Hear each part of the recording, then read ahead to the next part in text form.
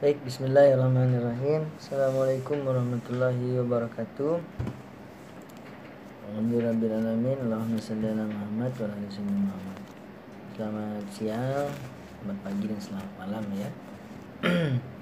Untuk perkuliahan hari ini kita lanjutkan dengan menggunakan link yang di dalamnya ada video yang sudah saya buat. Saya akan jelaskan untuk topik pada sesi pertemuan ke-6 ini adalah topiknya tentang bagaimana menyusun visi dan misi dalam strategi. Nah, di beberapa sesi sebelumnya saya sudah jelaskan juga tentang level of management ya, dan masih berkaitan juga dengan level of management. Karena yang bisa mengambil strategi, yang bisa mengambil keputusan-keputusan itu tetap di level corporate strategi atau di posisi top management. Nah, top management ini memiliki tugas, salah satunya adalah bagaimana menyusun visi dan misi yang baik. Nah, baik mahasiswa-mahasiswi mata kuliah yang mengambil mata kuliah manajemen statistik, kita akan lanjutkan topik ini adalah tentang bagaimana perusahaan menyusun visi dan misi yang baik di masa yang akan datang. Tanpa visi dan misi yang bagus, maka tujuan perusahaan tidak akan tercapai dan perusahaan tidak akan bertahan di masa yang akan datang. Jadi kalau diumpamakan, visi dan misi ini adalah sesuatu yang jauh ke depan ya, sesuatu yang jauh ke depan yang masih belum pasti tapi sudah jelas apa yang akan dituju ya. Sudah jelas apa yang akan dituju walaupun ini masih dalam angan-angan ya. Nah, masih dalam angan-angan tapi targetnya sudah dituju, sudah lihat jauh ke depan. Jadi perusahaan coba melihat di masa yang akan datang bagaimana sih perkembangan usaha perusahaan jika 5 tahun, 10 tahun atau 50 bahkan 100 tahun ke depan. Apakah bisa bertahan atau tidak? Nah, ini tergantung dari komitmen para top management, middle management, dan lower management untuk menerapkan visi dan misi yang akan dibuat. Jadi visi dan misi ini dibuat di masa yang akan dibuat di masa sekarang ya, ditulis di masa sekarang tapi akan dicapai di masa yang akan datang. Kita berada di 2022 saat ini, tahun 2022, tapi pikiran kita sudah sampai ke 2040 ya, atau 2090 ya. Kita nggak tahu, kalau kita umur kita panjang kita sampai ke dalam 2040, 2000 sampai 2060 atau 1000 atau 2100 nanti ya, tidak tahu, walau alam ya apakah kita sampai umur kita ke situ. Tapi dalam visi dan misi itu disebutkan ya, disebutkan. Jadi kita berpikir jauh ke depan yang belum orang pikirkan, kita sudah pikirkan apa yang akan kita capai di masa yang akan datang ya. Nah, di gambar ini kita bisa lihat bahwa ada dua perbandingan ya, cara berpikir strategik yang berkembang pada saat ini.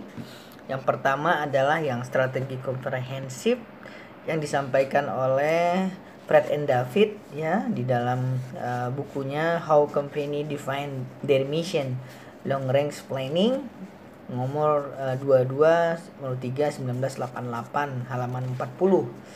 Nah, dia menyatakan bahwa untuk menyusun strategi seperti ini ya. Nanti kita akan bahas bagaimana konsep dari yang disampaikan oleh Fred and David. Sedangkan ada yang konsep dari Whelan dan Hanger, dan ini update ya. Fred David ini sudah di tahun 1988. Sedangkan Whelan dan Hanger 2008 melakukan perubahan cara penyusunan visi dan misi.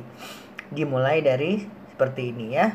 Nanti kita akan bandingkan antara Wallen dan Hanger dengan Fred David dalam penyusunan strategi misi dan penyusunan visi dan misi. Baik. Nah, kita mulai dari Fred terlebih dahulu ya, yang disampaikannya pada bukunya dicetak pada tahun 1988 halaman 40. Nah, menurut Fred and David, untuk memulai perumusan visi dan misi itu dimulai dari perumusan strategi tahapannya, kedua penerapan strategi, ketiga adalah evaluasi strategi. Jadi ada 3 tahapan yang harus dilewati dalam implementasi strategi atau implementasi visi dan misi. Pertama ada perumusan strategi, selanjutnya penerapan strategi dan evaluasi strategi. Nah, di sini kita bisa lihat bahwa untuk start penyusunan strategi itu dimulai dari penyusunan visi dan misi ya. Jadi sudah jelas bahwa hal pertama yang harus dilakukan oleh perusahaan dimulai dari visi dan misi. Visi dan misi ini sama juga diumpamakan apa yang kita inginkan, apa yang perusahaan inginkan di masa yang akan datang, 10 tahun, 20, bahkan 100 tahun yang akan datang. Nah, nanti kita akan jelaskan bagaimana cara menyusun visi dan misi. Nah, setelah dibentuk visi dan misi, baru kita lakukan audit. Menurut Fred seperti itu ya, Fred David. Setelah disusun visi dan misi, maka tahapan selanjutnya dilakukan analisis eksternal ya. Kira-kira apa saja yang mempengaruhi perusahaan dari eksternal ya, apakah ekonomi, politik, budaya, sosial dan sebagainya. Dan juga dia melakukan audit internal ya, atau analisis internal yang ada di perusahaannya. Apa saja kemampuannya, bahan bakunya, karyawannya, sumber dayanya ya, peralatan, mesin, modal dan sebagainya. Itu dianalisis dan disusun. Setelah mendapatkan informasi audit eksternal dan internal, baru ditulislah tujuan-tujuan jangka panjang ya, dengan menggabungkan 3 elemen visi dan misi, elemen eksternal dan elemen internal, maka ditujulah tujuan-tujuan jangka panjang. Tujuan jangka panjang ini bisa ranknya 10 sampai 30 tahun ya, tergantung dari kebijakan perusahaan masing-masing. Ada juga jangka pendek, ada juga jangka menengah ya. Nah, setelah disusun tujuan-tujuannya yang dalam bentuk jangka panjang, seperti kita tahu bahwa Unilag itu punya visi dan misi sudah dibuat beberapa puluh tahun yang lalu, bahwa ingin unggul di tahun 2030 ya. Sekarang sudah 2022, masih ada sisa 8 tahun lagi untuk mencapai visi dan misi yang sudah ditetapkan puluhan tahun yang lalu. Itu contoh ya. Terus menciptakan terus mengevaluasi dan memilih beberapa strategi untuk mencapai tujuan tadi. Setelah itu menetapkan strategi dan isu-isu manajemen, terus menerapkan strategi fungsional, baik pemasaran, keuangan, akuntansi, litbang, dan sebagainya. Setelah itu kita lihat bagaimana evaluasi kinerja dari visi dan misi atau manajemen strategi komprehensif ini. Apakah tercapai atau tidak dengan menggunakan tahapan ini. Nah, inilah yang ditawarkan oleh Fred David dalam teorinya, bahwa untuk menyusun strategi dan visi dan misi itu harus dimulai dari menyusun visi dahulu, baru kita lihat eksternal, internal, baru kita susun tujuan dan seterusnya. Selanjutnya kita bandingkan dengan pendapat dari Wallen dan Hanger 2008 terbaru, bahwa banyak perbedaan ya antara teori dari David dengan Wallen dan Hanger. Nah, menurut Wallen dan Hanger, yang pertama dilakukan dalam menyusun strategi komprehensif bukan dimulai dari visi dan misi ya, tapi dimulai terlebih dahulu dari menganalisis lingkungan eksternal dan internal. Jika sudah diketahui lingkungan eksternal dan internalnya, baru perusahaan bisa menyusun visi dan misi ya. Nah, ini berbeda dengan yang disampaikan oleh Trader David ya, bahwa untuk menyusun strategi komprehensif di masa yang akan datang itu dimulai dengan menentukan visi dulu ya. Sedangkan menurut Wallen dan Hanger tidak seperti itu. Dimulai dari menganalisis eksternal dan internal. Setelah itu baru kita lakukan formulation strategi ya, apa itu visi dan misinya ya, terus tujuan. Terus tujuan itu nanti langkah-langkah strategisnya bagaimana untuk mencapai tujuan. Terus turunan dari strategis adalah policy atau kebijakan-kebijakan yang diturunkan untuk mendukung strategi tersebut. Nah, setelah turun formulasi strateginya sudah dibuat, strategi implementationnya adalah menyusun program. Nah, menjalankan program yang sudah ditetapkan, terus menentukan budgetnya berapa dan bagaimana prosedur untuk implementasinya. Terakhir juga dilakukan evaluasi. Jadi ada yang sama dengan David dan ada yang berbeda juga dengan Wallen dan Hanger ya. Nah, menurut Anda silahkan ya, apakah dalam menyusun strategi di masa yang datang mulai dari visi dan misi atau mulai dari menganalisis lingkungan eksternal dan internal? Ini tergantung dari kebijakan perusahaan. Tapi kalau saya semuanya benar ya, semuanya benar. Mau yang visi dulu boleh ya, mau yang menganalisis eksternal dan internal juga boleh ya.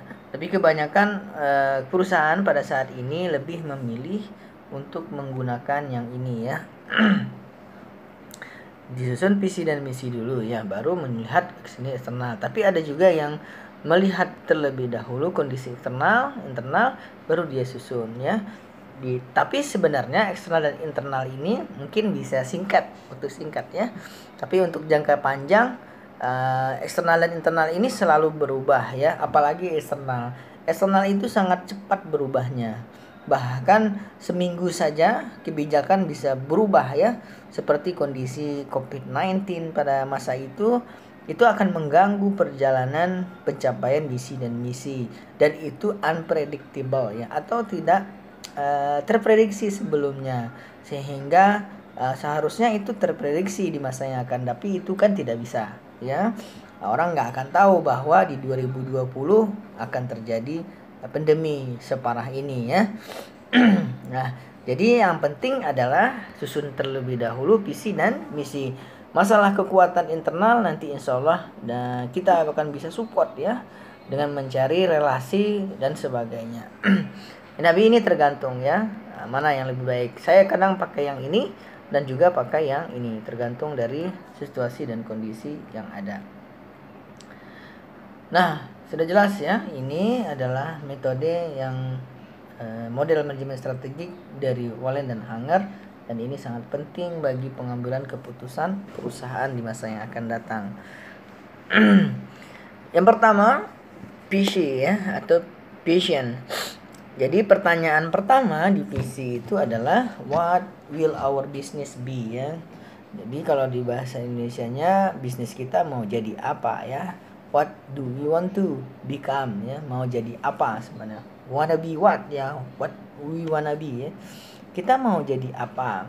Apakah kita mau menjadi top leader dalam marketing ya, dalam pengembangan produk, atau kita ingin menjadi ahli di bidang inovasi teknologi, atau kita ahli di bidang hiburan, atau kita ahli di bidang perkebunan ya. Jadi ini tergantung dari what will our business be. Kalau RAPP sudah jelas dia ingin unggul di bidang kertas ya. Kalau Microsoft sudah jelas dia ingin menjadi pemimpin pasar, leader di software untuk Windows di laptop, dan ini sudah terimplementasi. Apple juga ya, dia ingin menjadi merek terkenal, brand terpopuler di dunia dalam bidang smartphone. Jadi setiap perusahaan punya tujuannya masing-masing ya. Unilag ya punya tujuannya sesuai dengan edukasi ya untuk sektor pendidikan tinggi di Riau. Targetnya tentu ya dia bisa unggul secara nasional, bukan hanya di provinsi saja tapi secara nasional. Jadi perlu digarisbawahi bahwa kita harus pikirkan dulu ya, kita mau jadi apa. Sama dengan kondisi Anda di semester 8, Anda mau jadi apa ya. Dari sekarang bisa Anda tentukan, saya ingin menjadi bankir, saya ingin menjadi kepala daerah ya. Atau saya ingin menjadi pimpinan perusahaan, atau saya ingin menjadi karyawan ya. Jadi ditentukan sekarang visi dan misi. Terus menunjukkan arah strategi perusahaan di masa yang akan datang. Visi dibuat, perusahaan harus berkaitan dengan misi perusahaan. Ini beberapa contoh yang dibuat oleh perusahaan besar Microsoft.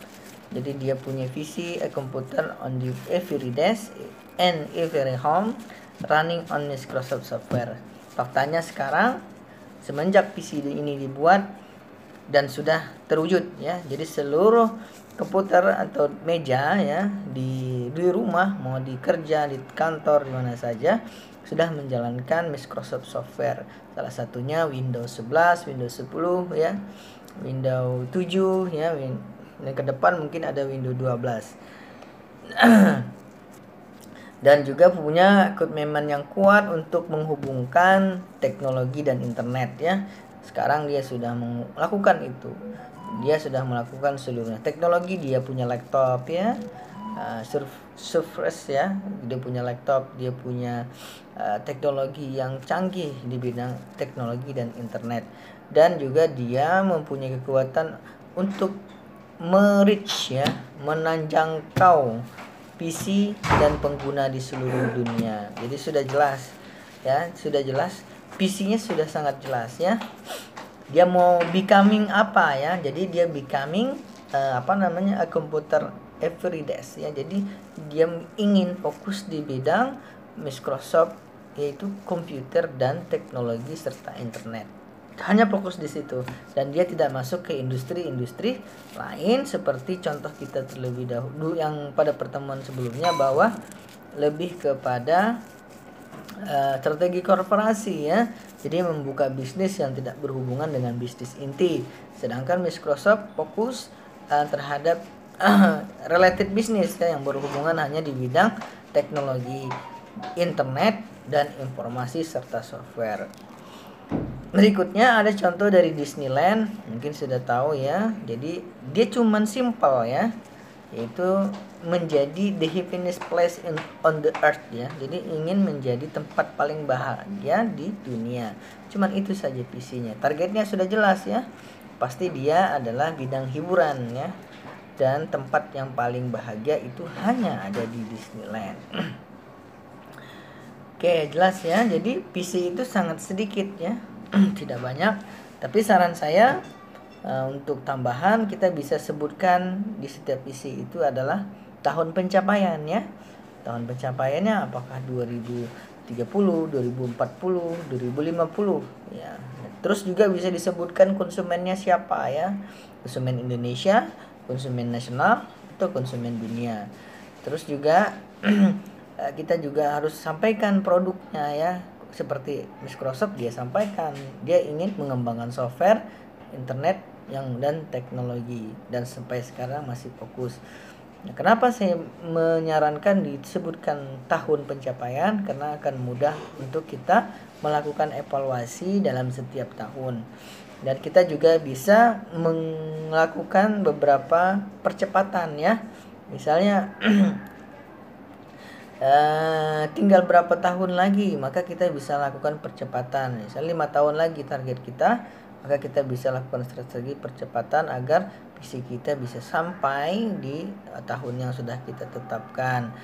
Jika seandainya tidak menggunakan itu, maka akan sulit ya kita melakukan evaluasi berkala pencapaian dari visi dan misi yang sudah kita tetapkan. Selanjutnya misi ya. Jadi misi ini mengacu pada passion. Jadi ketika visi sudah dibuat, maka kita buat misi. Misi ini sebenarnya adalah turunan dari visi ya. Yang sifatnya adalah supported kepada visi ya.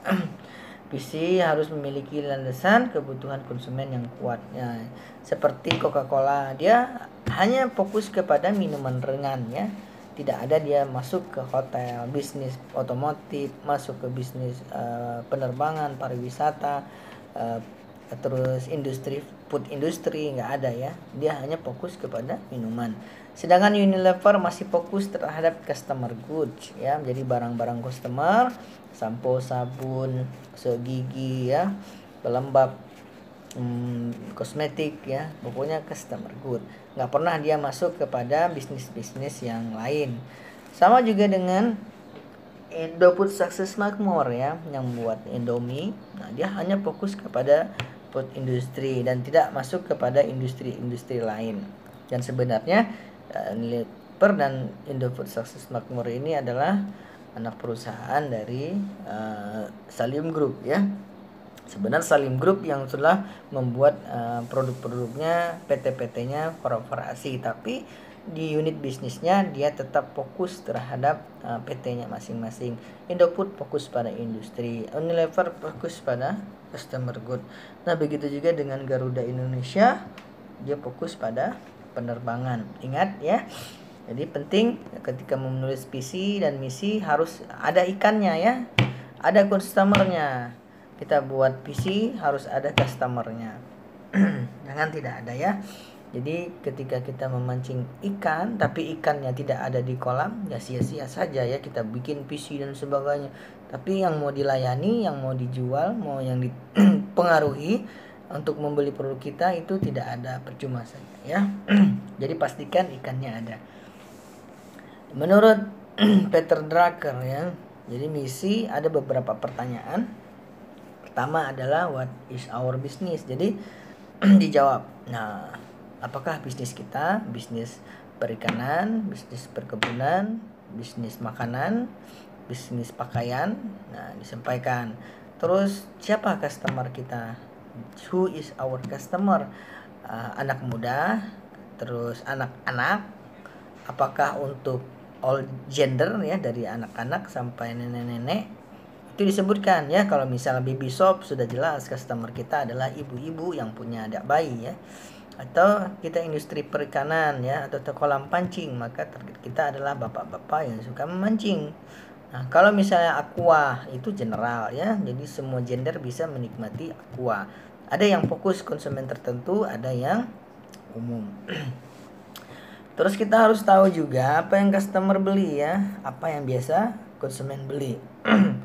Nah, itu yang dilakukan oleh Unilever dan Indofood dan Wings Food ya, dan Wings Group dan Fara Group. Mereka membuat produk yang konsumen beli ya, bukan konsumen tidak beli. Terus ada juga apa nilai bagi customer ketika sudah membeli produk tersebut, harus diketahui ya.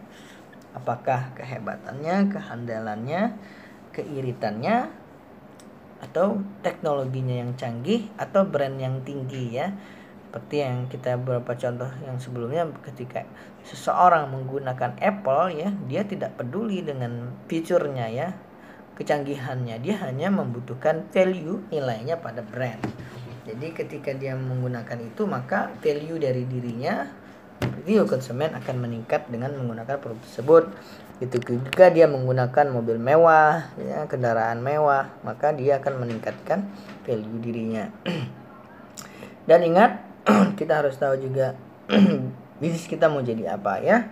Apakah mau menjadi terhebat di dunia, terhebat di Pekanbaru, terhebat di Riau ya. Harus disebutkan secara detail sehingga dan saya tambah lagi ya, when ya we achieve this mission. Jadi kita sebutkan kapan ini akan kita capai ya.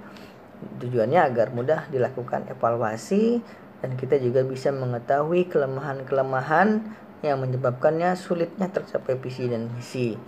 Jadi kita bisa list dan kita bisa perbaiki sehingga percepatan pencapaian visi dan misi bisa kita lakukan. Nah, ini adalah beberapa contoh ya visi dan misi. Ini disampaikan oleh Microsoft. Ya, mission is to create software ya. Jadi misinya adalah menciptakan software the personal computer. Jadi dia menggunakan chip software ini untuk uh, laptop ya, atau personal user atau penggunaan perorangan, atau untuk menjangkau tempat orang bekerja ya. Jadi sekarang sudah terwujud, setiap meja, setiap tempat baik di rumah maupun di tempat kerja kita sudah ada software Microsoft. Minimal di Windows-nya sudah menggunakan Microsoft. Baik di tempat bekerja, tempat sekolah maupun di rumah. Dan targetnya adalah sebagai pemimpin ya, world leading software provider. Jadi sudah sampaikan dia mau jadi apa, disampaikan di sini ya.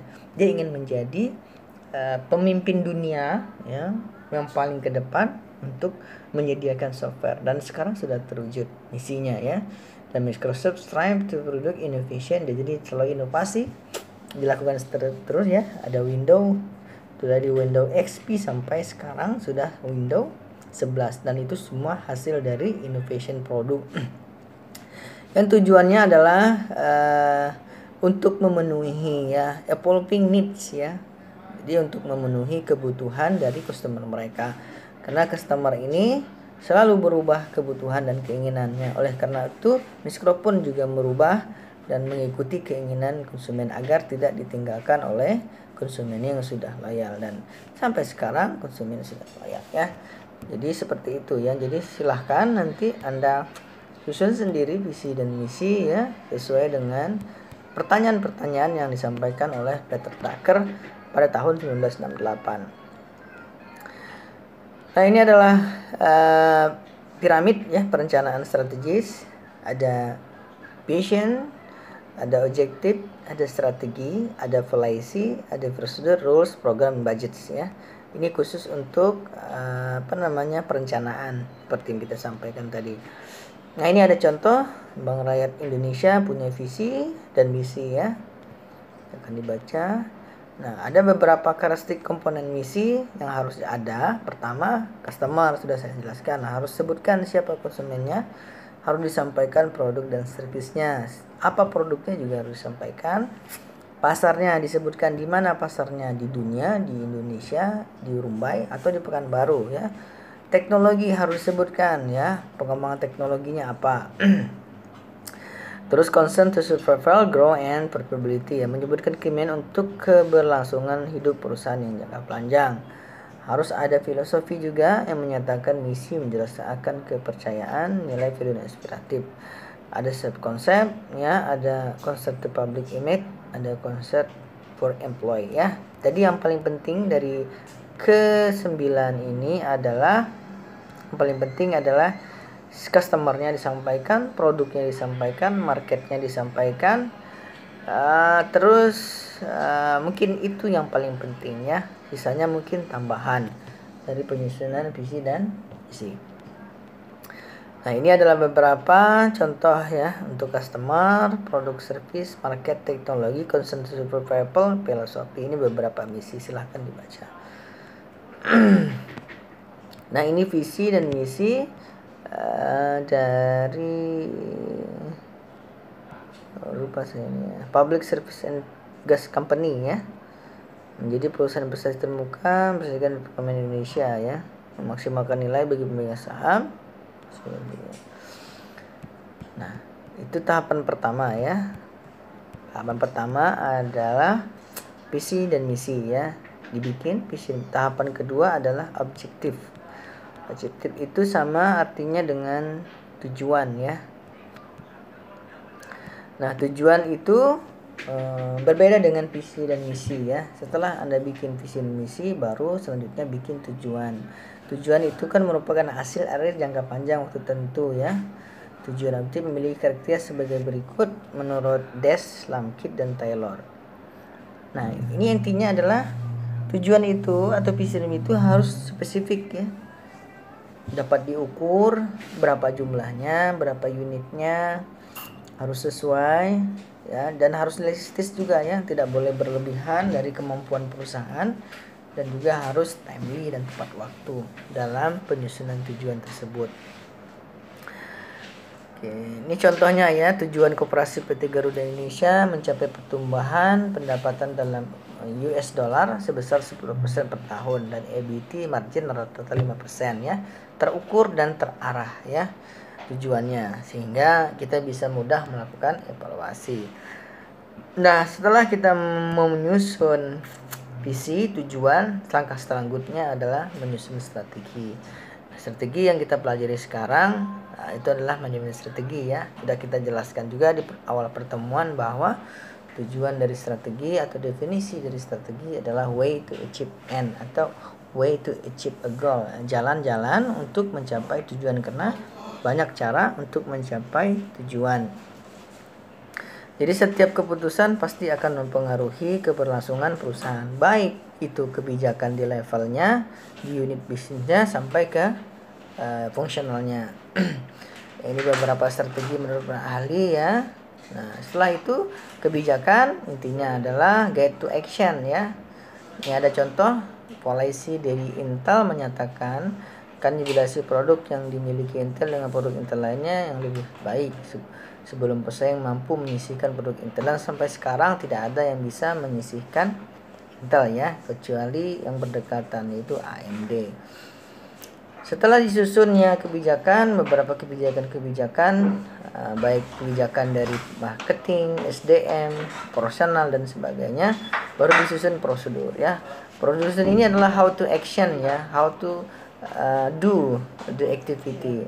Setelah itu kita susun program-programnya, baik itu program operasional, marketing, keuangan, bahkan divisi-divisi lainnya. Dan yang paling penting adalah menyusun anggaran. Anggaran ini sangat penting. Nah, tanpa anggaran, kebijakan-kebijakan, polisi-polisi, strategi-strategi yang kita buat di sebelum ini tidak akan terjadi apa-apa ya. Karena seluruh kebijakan dan strategi yang kita lakukan akan mengeluarkan biaya. Nah, biayanya tidak murah ya. Nah, itulah alasannya kenapa banyak strategi itu hanya di proses perencanaan, sedangkan implementasinya rendah ya, karena salah satu terbentur dari biaya. Perusahaan ingin membuka cabang baru ya, tapi dilihat budgetnya tidak mencukupi untuk membuka cabang baru. Perusahaan ingin menciptakan produk baru ya, atau inovasi produk baru, atau development produk yang sudah ada, ditanya lagi ternyata budgetnya tidak cukup. Jadi budget ini sangat penting dalam penyusunan strategi. Nah, sudah jelas ya. Jadi ada tahapan-tahapan yang bisa Anda lakukan dalam menyusun strategi. Seperti pada gambar yang tadi yang saya sudah jelaskan. Nah, ini ya.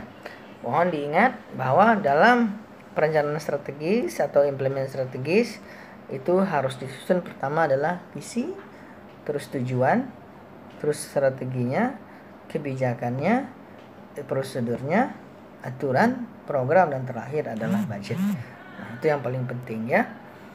Nah, mungkin itu saja yang bisa saya sampaikan pada perkuliahan video ini. Mohon terima kasih sudah menonton hingga selesai. Mohon berikan komentar sebagai bukti kehadiran. Saya akhiri, wabillahi taufiq wal hidayah. Wassalamualaikum warahmatullahi wabarakatuh.